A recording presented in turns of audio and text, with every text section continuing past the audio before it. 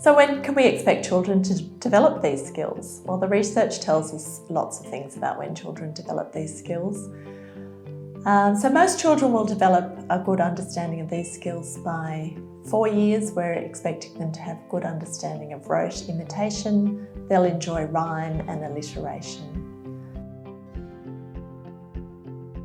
By 5 years, children will be recognising rhymes, such as an odd one out, boy, toy, cat, recognising phonemic changes in words, kiss, kill, and clapping and counting syllables. By 5.5 years, most children will identify and remember separate sounds in a series, b, a, t. They'll be blending onset and rhyme, p, egg, says peg. They'll be able to produce rhymes. So what rhymes with boat? Goat.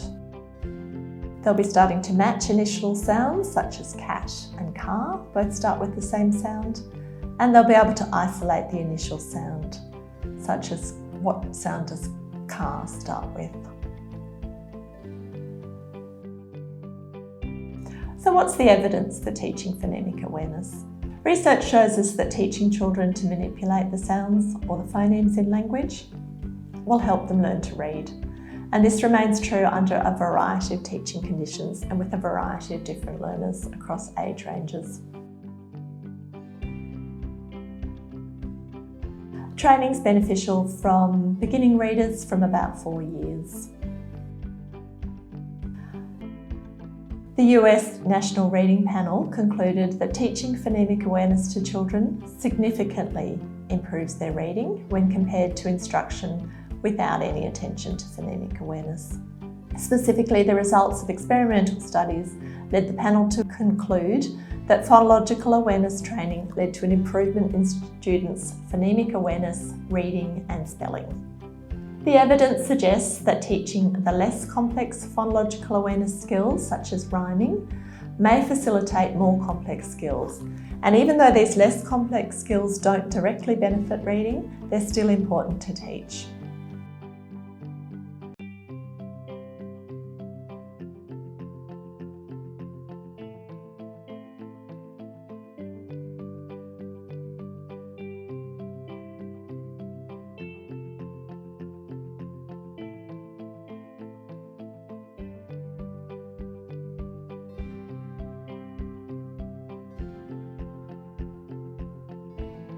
So why teach phonological awareness in your early childhood setting?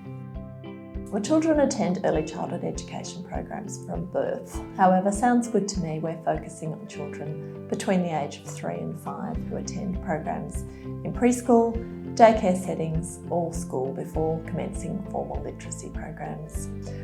Children who lack phonological awareness can be identified and many can improve with instruction.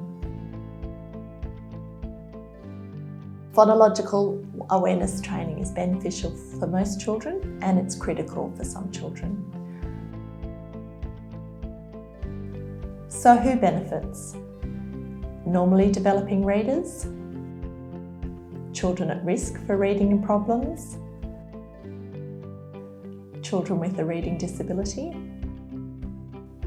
preschool and school-age children, children across socio-economic status,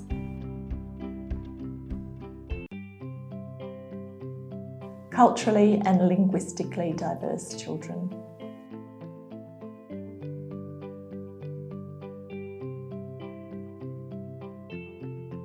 Children who lack phonological awareness skills in kindergarten.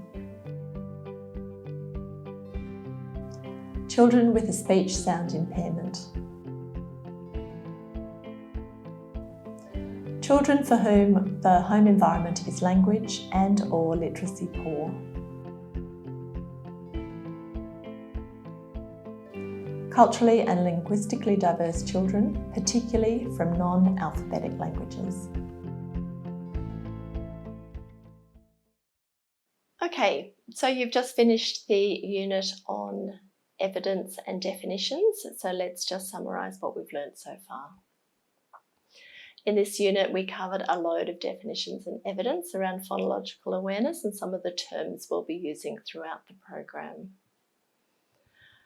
I gave you a number of definitions of phonological awareness and some definitions on some other terms such as phonemes, vowels, consonants, and onset and rhyme. I hope you can still remember what those were all about.